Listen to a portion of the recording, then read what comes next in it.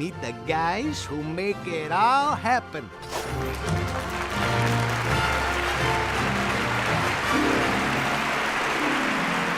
I'm Pam Marsden, and I'm the producer for Mickey's Twice Upon a Christmas. Jeff is trying to work out his skating moves at the ice rink that we see in Bells on Ice. I'm Jeff Howard, and I'm the creative executive for Mickey's Twice Upon a Christmas. Usually you find Matt in Mickey's house. I'm not sure why Matt likes to hang out at Mickey's house. Who's my pal? I'm Matt O'Callahan, and I was brought on to direct the film. I feel really tall in Mickey's house. It just feels good to be tall. You get to put the star on the tree. We initially brainstormed like 20, 25 different ideas. The studio sort of said, open wide the gates, and everybody pitch your ideas. Bring in everything you've got. So we had ideas from artists, we had ideas from writers and directors. We've whittled down our collection for Mickey's Twice Upon a Christmas to 5 stories. Some of the deleted stuff that you're going to see in the DVD is just concept sketches, and some of it is what's called story reel or like-a-reel. Okay, Pluto, let me know if this is straight. Which is sort of like watching a film strip with the voices and music and sound effects to see how the story is playing before we actually go ahead and fully animate it. Oh, I get it.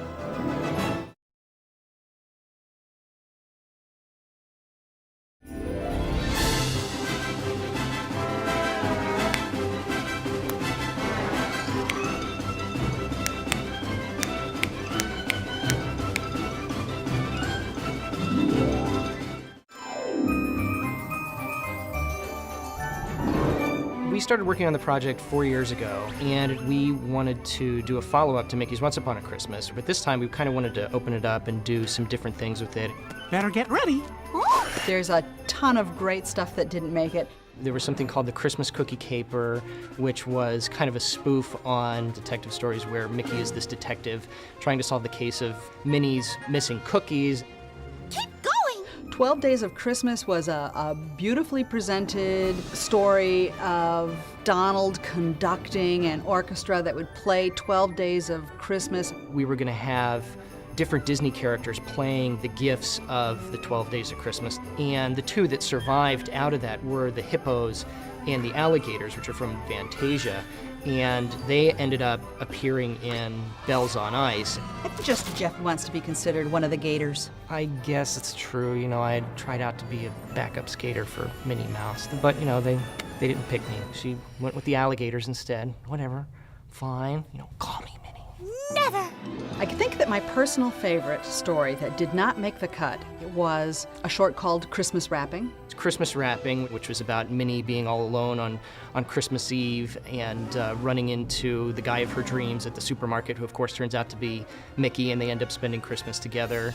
It was a great story, but you know what? We had 5 other great stories, but it's still an idea that's out there. You may see how Minnie and Mickey met yet.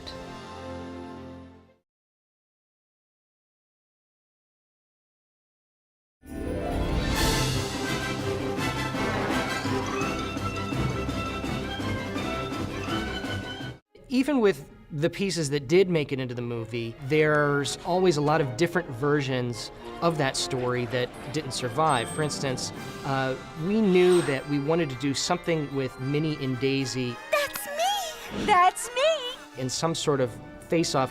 One of the initial ideas was that they were float makers, where they're building competing Christmas floats for the big Christmas parade.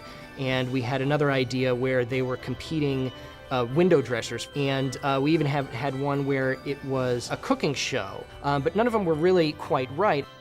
What were we thinking? And then we all hit on the idea of the ice skating thing. The whole ice skating thing, that just had such a great potential. It's a great Showtime kind of environment, and it elicits sort of an excitement because they're going to be in a show, and it was nice just to see the 2 girls together.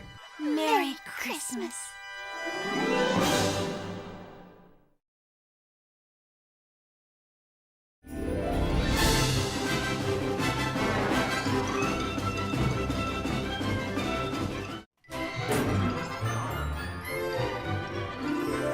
Christmas Impossible sort of sprang from a pitch for a spoof, and it's come a long, long way from the original pitch. The initial idea from the beginning was the nephews aren't on Santa's good list, so they decide they're going to break into Santa's and put their own names on it instead.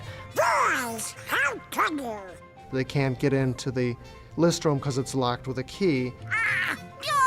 Whoa! Originally, the key was on a pedestal, on a big piece of ice in a dome, and the polar bear would swim around guarding the key. As we were developing it, it just felt weird. The one thing that did survive was the idea of dropping down and being suspended over something.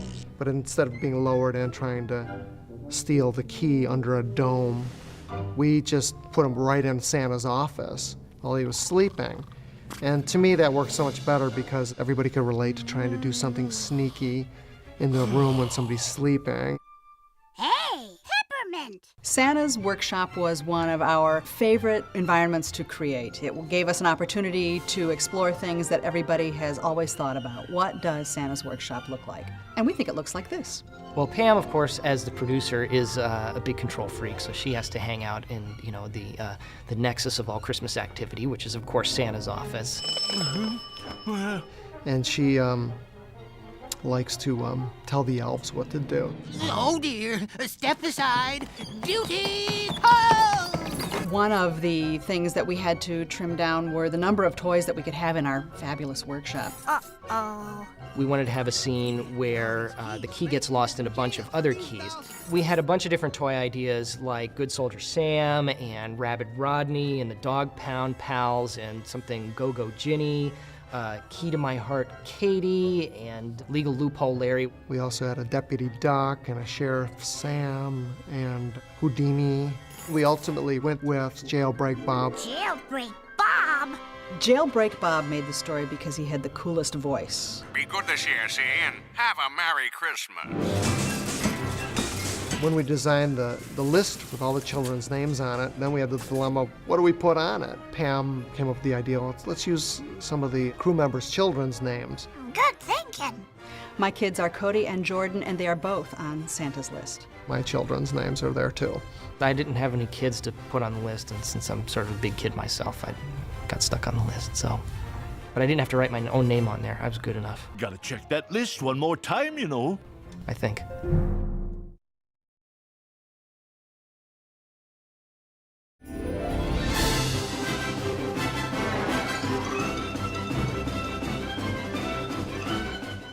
Mickey's Dog on Christmas was another one that went through a lot of different versions. Good idea. The initial treatment was called Reindeer Games, where we had the sequence with other animals going to sort of this fantasy baseball camp. Welcome everyone to Santa's reindeer camp. Oh! But with reindeer, where different animals going to learn to fly like the reindeer and stuff. The story eventually changed because we really wanted to feature Mickey Mouse and Pluto as much as we could. Just perfect. And that's when we started working in the idea that Pluto is lost, that Mickey is searching for his best pal. There was a series of scenes that we cut out where Mickey has his little lost dog flyer, and he walks past a television store window with all the monitors all over, and he gets an idea because he sees these little kids, Mickey takes his sign and puts it in front of a video camera so that every monitor reads Lost Dog. It was a very cute little piece, but the pacing kind of got bogged down there, so we had to lose that. That was something that ended up being fully animated, and it was unfortunate that we had to take it out, but thankfully you can see it here.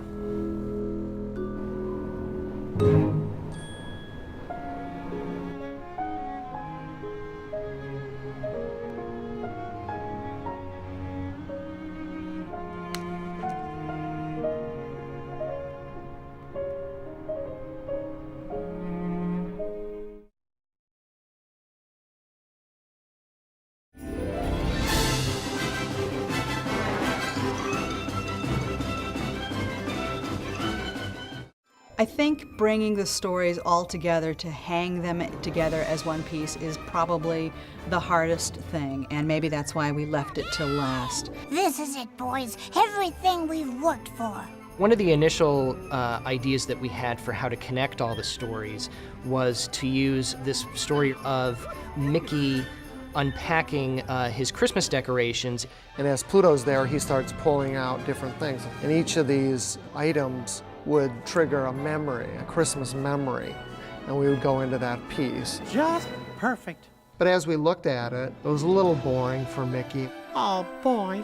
We were looking back at, old Disney stories, and the standard, Cinderella, Sleeping Beauty all started with a book. And it felt good for going in and out of these stories. And the idea of a pop-up book came to mind because of those elements.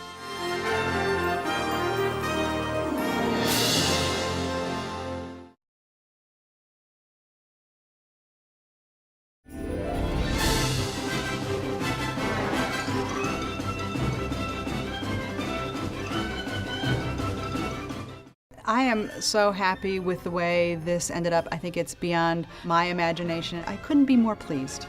It's a great mixture of, combining great little stories with, the great Disney characters with Mickey and Donald and Goofy and company. And they have a lot of energy and a lot of heart. We ended up with these 5 just because we had to make a choice and draw the line somewhere. Otherwise, we would have included more and more. It was really, a tough thing to make choices, but in the end, the movie turned out great. Now it's perfect. These movies aren't made by just a couple people. I mean, you look at the credits and there's hundreds of people on these things. And that's, the great thing about it is that everybody gets to put a little bit into the movie to call their own, and that's what makes it special.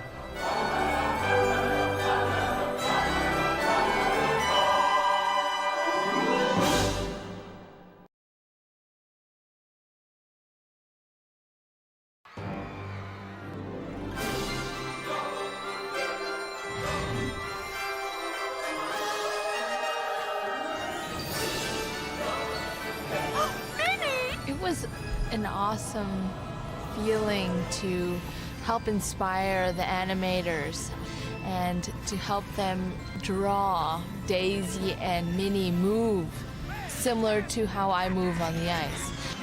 Of course, I won't be spinning and doing 500 rotations in the air. And the process of all this coming together, it's incredible how much detail it involves. As you're going toward it, the longer, if you can arc yourself like that a little bit. Okay. Peggy Holmes was really the key person. She came up with the ice skating idea and directed and choreographed the sequence.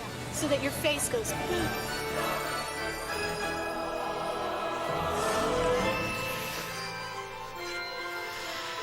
We can have her do like 7 spins or 20 spins. Right. I can do that. The animator was on the ice and he was watching me move and watching me skate, and I was doing a spin, I was doing a few spirals. 10 minutes later he told me, oh, it's just a rough sketch. We just do real rough at first, and then we can go back. I saw a little of myself in Minnie, and it was incredible because I can't draw.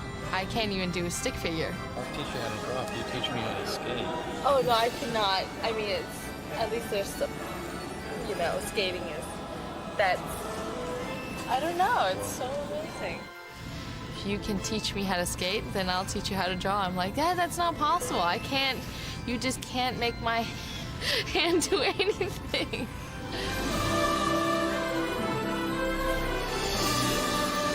Great. Good. Keep rolling. Just do one more time.